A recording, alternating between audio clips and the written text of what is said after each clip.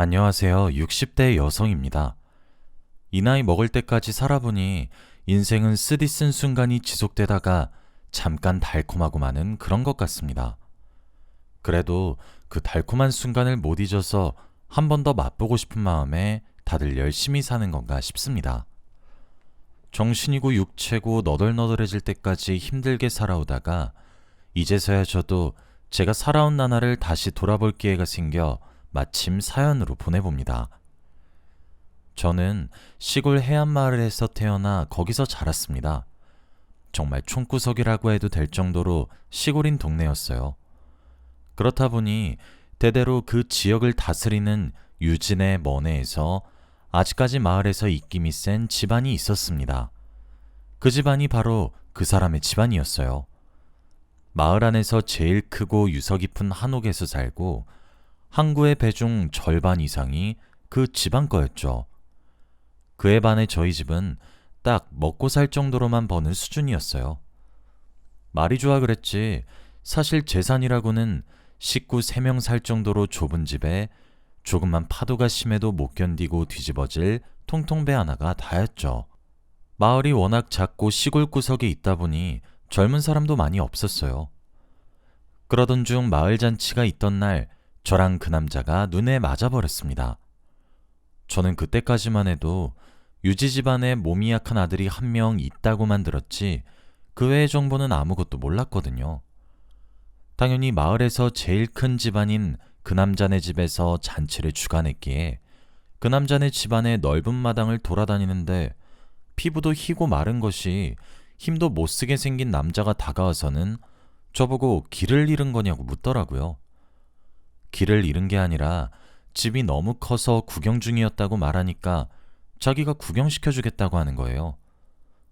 처음에는 여기서 일하는 사람인가 싶었는데 얼마 안 가 그 남자가 이 집안의 아들이라는 걸 알게 되었습니다. 잔치 준비로 바쁜 어른들 눈을 피해 다니며 그 남자와 돌아다니는데 그 모습을 본 안주인이 와서는 그 남자더러 지금 뭐하고 있냐고 아무 사람이랑 함부로 어울리지 말고 빨리 옷 갈아입으라고 호통을 치더군요. 그 남자는 미안하다며 다음에 또 보자 하고 저 멀리로 달려갔습니다. 그게 첫 만남이었어요. 그 안주인이 그 남자의 어머니였다는 건 그 후에 알게 된 사실이었습니다. 그 이후로 몸도 안 좋다던 그 남자는 부모님 몰래 자주 집 밖을 나와서 저를 찾았어요. 제 또래 나이대인 친구가 없어 심심했던 저도 그 남자와 어울려 다녔죠. 주로 바닷가를 산책한다던가 저희 집에 와서 밥을 먹고 간다던가 했습니다. 그 남자네 집이랑 비교도 안 될 만큼 작고 초라해서 너희 집에서 먹으면 되지 왜 굳이 우리 집에서 먹냐고 물어봤어요. 그랬더니 자기는 우리 집이 더 편안하다 하더라고요. 그때 자기 부모님 보지 않았냐며 보다시피 자기를 너무 과잉보호해서 답답하고 숨막힌다고 불평하더군요. 그 남자는 날 때부터 몸이 약해 멀리까지 나가 대학을 다니기도 그렇다고 바깥 일을 하기도 무리였고 저도 저희 집 사정도 사정이고 그 당시에는 여자를 대학에 보내는 집이 거의 없었기 때문에 특별히 할 일 없이 고향에 남아 있었어요. 아마도 시간이 지나 자연스럽게 중매로 누군가랑 결혼하겠지 생각하면서요. 그런 만큼 그 남자와 어울려 다니는 걸 두고 동네에서도 괜히 이상한 소리가 나지 않게 조심했지만 젊은 사람이 많이 없는 동네에서 성인 남녀 둘이서 친하게 붙어 다니니 소문이 안 날래야 안 날 수가 없더군요. 솔직히 말하는 거지만 실제로도 저와 그 남자는 이미 서로에 대한 마음을 확인한 상태였어요. 대놓고 말만 안 했다 뿐이지 연인이나 다름없는 사이였죠. 하지만 저는 그때까지만 해도 그 남자와 결혼까지 생각한 적은 없어요. 감히 그럴 수 없었습니다. 하루는 저희 부모님이 아직 그 남자와 제 사이를 모르고 계실 때 옆마을에서 중매가 들어왔다고 제게 말씀했었습니다. 싫다고 해봤자 소용없단 걸 알았던 데다 혼기가 되기도 해서 저는 그 남자에게 가서 부모님이 옆마을 남자와 결혼하라고 하신다고 솔직히 털어놓았어요. 거의 이별통보나 다름없었죠. 그랬더니 뜻밖에도 그 남자가 그러지 말라면서 자기가 부모님을 설득할 테니 자기랑 결혼하자고 하더군요. 예상치 못한 청혼에 놀라기도 기쁘기도 했지만 걱정이 앞섰습니다. 저희 집이 그 남자의 집에 비해 워낙 부족하다 보니 그 남자네 부모님 반대가 심할 게 분명했어요. 저랑 붙어 있는 걸 보는 것만으로도 싫어하셨거든요. 그 남자 부모님 눈에는 가진 것도 없는 여자애가 순진한 자기 아들을 홀려서 팔자 펴보려는 수작으로 보였나 봐요. 게다가 저희 부모님도 마냥 환영하지는 않았습니다. 그런 집안이면 사랑이나 돈을 떠나서 결혼한다 쳐도 분명히 제가 힘들 거라고요. 사람은 수준에 맞게 비슷한 사람끼리 어울려야 한다고. 슬프지만 그 남자랑 저는 너무 달라서 운 좋게 결혼해봤자 저만 더 힘들 거래요. 부모님이 뭘 걱정하시는 건지는 저도 잘 알고 있었습니다. 하지만 그때는 서로에 대한 마음이 더 컸어요. 어른들 말씀은 귀에 들어오지도 않았죠. 그래봤자 저와 그 남자가 할 수 있는 건 아무것도 없었지만요. 자기 부모님을 설득하려던 남자는 실패해서 집에 갇힌 건지 아예 집 밖을 나오질 못했습니다. 소식도 없이 며칠씩이나 얼굴을 못 보니 슬슬 걱정이 됐죠. 그러던 중 며칠 뒤 갑자기 그 남자 어머니가 어떤 귀티나는 아가씨랑 함께 우리 집에 찾아와서는 제게 말하더군요. 자기 아들은 이 아가씨랑 결혼할 거라고요. 서울에 이름 있는 집안 고명 딸이라고 소개하더라고요.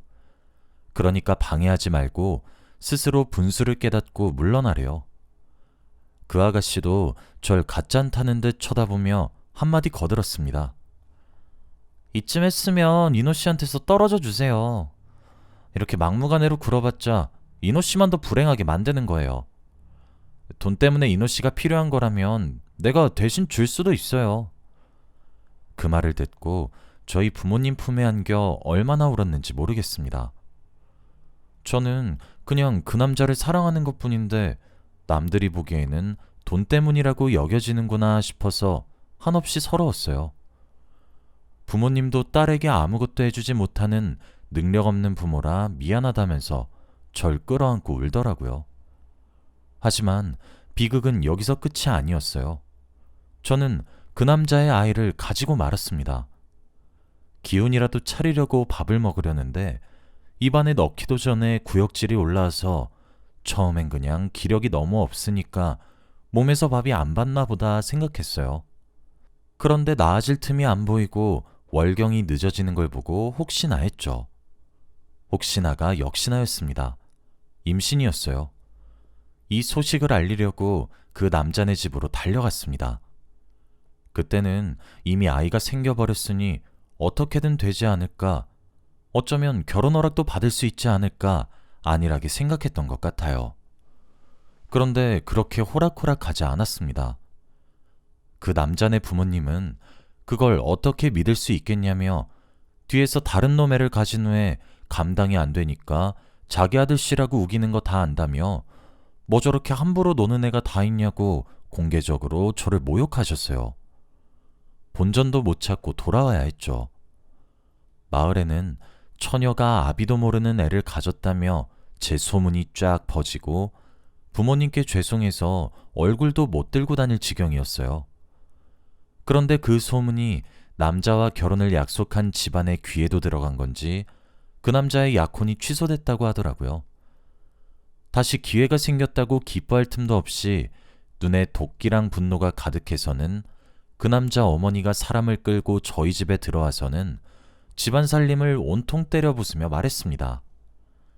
이년이 사람 앞길 망치는데도 정도가 있지. 이딴 수작으로 감히 우리 아들 혼사길을 막아? 어디 100번이고 그래봐. 저기 거지년이랑 결혼은 시켜도 죽어도 니년이랑 결혼하게 냅두진 않을 테니까.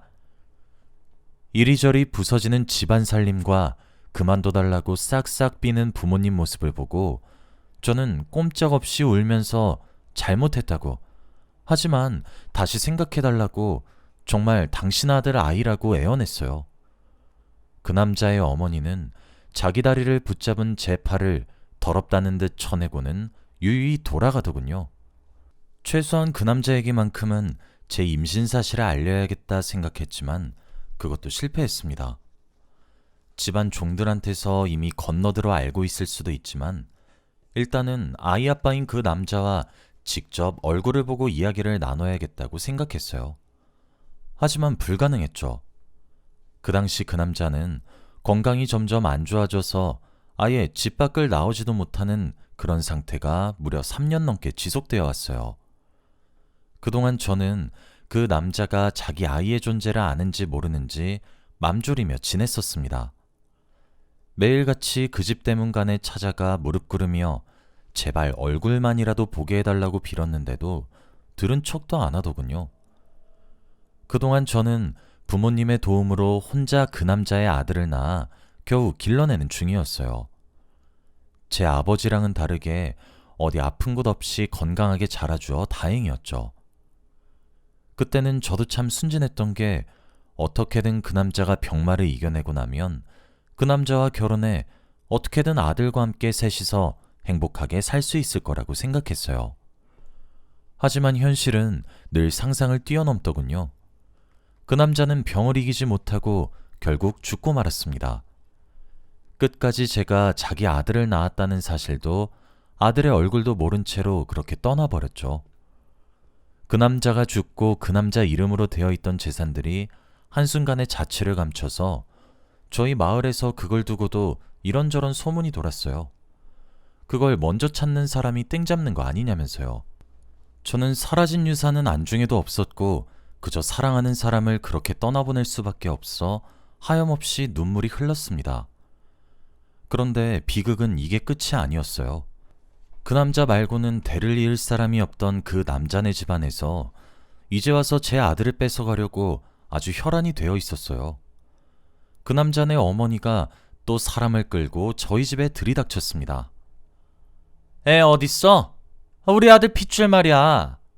아들도 죽었으니 이제 대위일 사람은 그 애밖에 없어. 이런 가난한 집보다는 우리 집안에서 키우게 하는 게 애한테도 좋지 않겠어? 게다가 자기 아들 죽기 전에 재산을 몰래 빼돌린 게 저 아니냐면서 배은망덕한 년이라며 당장 뱉어내라고 제 멱살을 잡고 마구잡이로 흔드시더라고요. 어떻게 이런 사람이 다 있을 수 있는지 전에 제가 말했을 때는 다른 남자애라고 어딜 씨를 속이냐고 더럽다고 그렇게 욕하시던 분 아니었나요? 어떻게든 아이를 뺏기지 않으려고 품에 꼭 끌어안고 힘을 주었지만 소용없었습니다. 그렇게 힘없이 아이를 뺏기고 말았어요. 그 남자도 죽어버리고 아이도 빼앗기고 이제 제게 남은 건 아무것도 없었습니다. 아빠도 없는 불쌍한 아이한테서 제발 엄마도 빼앗지 말아달라고 아들만 계속 보고 살 수 있다면 뭐든 하겠다고 호소하니까 그 남자가 죽은 탓에 마음이 여려진 건지 그 남자의 어머니는 정말 뭐든지 할 각오가 있는 거면 저더러 자기 집에 들어와서 살라고 하더군요. 저는 아이만 계속 볼 수 있다면 어디서 사는 게 뭐가 대수겠냐고 그렇게 하겠다고 답했습니다. 그 남자의 어머니가 그렇게 말한 데는 다 이유가 있었습니다. 저는 그날부로 그 집안에서 거의 식모나 다름없는 삶을 살게 되었어요. 청소며 빨래며 식사 준비며 전부 저 혼자 도맡게 되었습니다. 그 집안에서는 딸 얼굴을 보겠다며 찾아온 저희 부모님도 돌려보내셨어요. 또 저는 제 아들도 마음껏 안을 수 없었습니다. 조금만 아들을 돌본다고 잠시 집안일을 멈추고 있으면 어떻게 알았는지 그 남자 어머니가 와서는 어디서 땡땡이를 부리냐고 아예 아들이랑 떨어져 살고 싶은 거냐고 협박했습니다. 평생 아들 얼굴 안 보고 살고 싶으면 그러라고요. 그러면 저는 또 무서워져서 죄송하다고 고개를 숙이고 잘못했다고 다신 그러지 않겠다고 싹싹 빌어야 했습니다. 모든 일이 끝나고 고된 몸을 뉘었을 때마다 절 두고 먼저 가버린 그 남자 생각이 나서 매일같이 베개를 적셨습니다. 그러고 난 후엔 아들을 생각해서라도 지지 않을 거라고 다 이겨낼 수 있다고 각오하며 잠들었죠. 제 인생은 그런 날들의 연속이었습니다.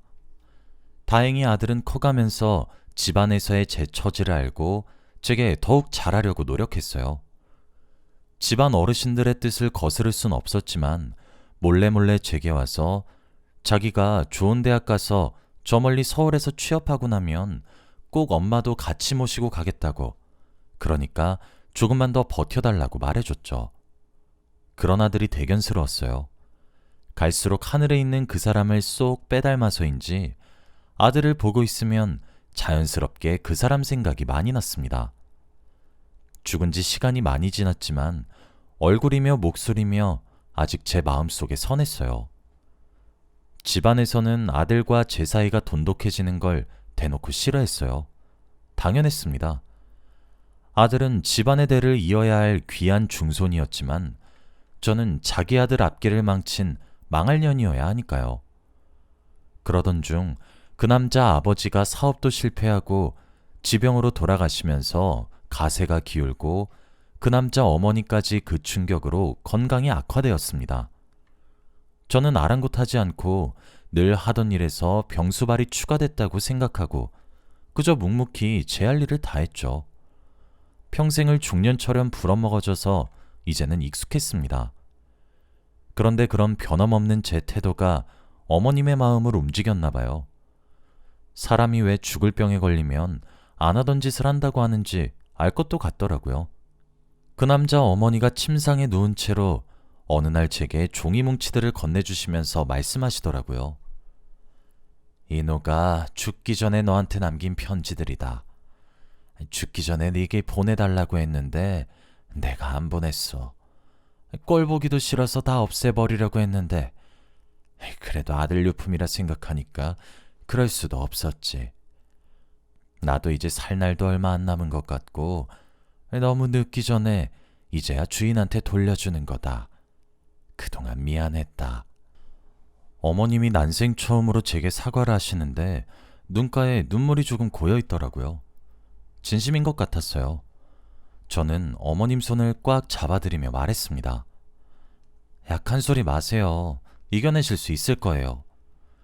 그리고는 제 방으로 돌아가서 제게 남겼다던 편지들을 읽어봤어요. 그 남자가 아팠을 때 집 밖에 나갈 수가 없어 제 얼굴을 못 보는 동안 제게 하고 싶었던 말을 전부 편지로 남겨놨더군요. 편지 내용 중 천만다행이었던 건 그 남자도 당시에 제 임신 사실을 전해들어 알고 있었다는 거였어요. 함께 있어주지 못해 미안하다고, 자기가 낳으면 다시 부모님을 설득해서 꼭 아이와 살자고 적어놓은 걸 보는데 이미 죽은 걸 알고 있으니 어찌나 눈물이 흐르던지요.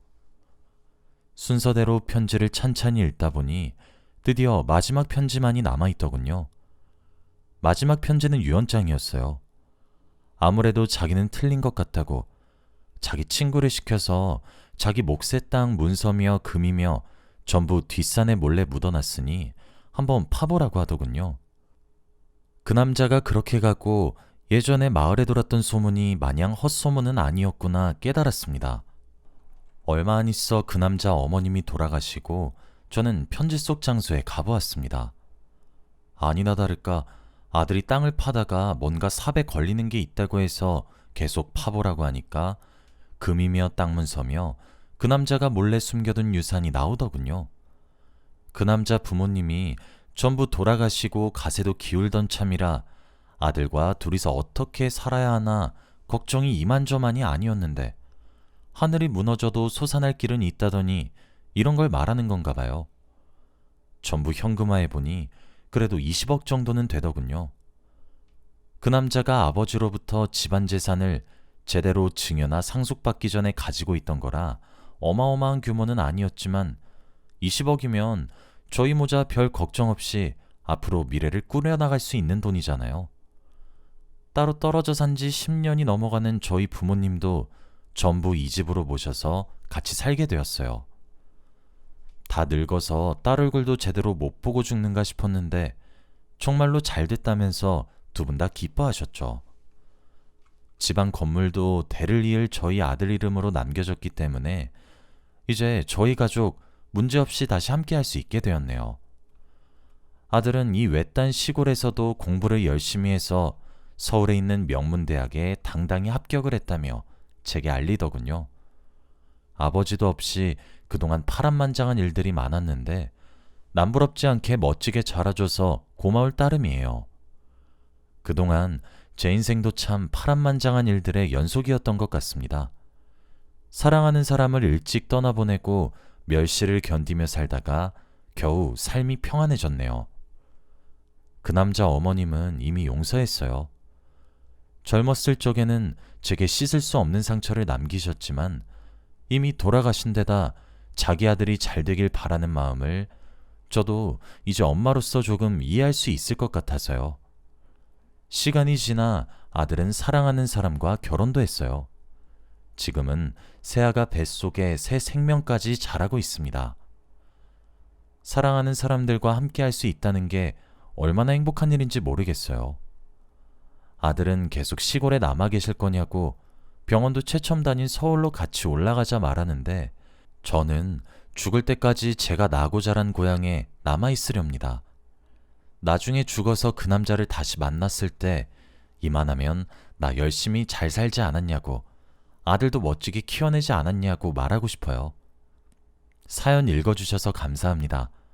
여러분 모두들 행복하세요.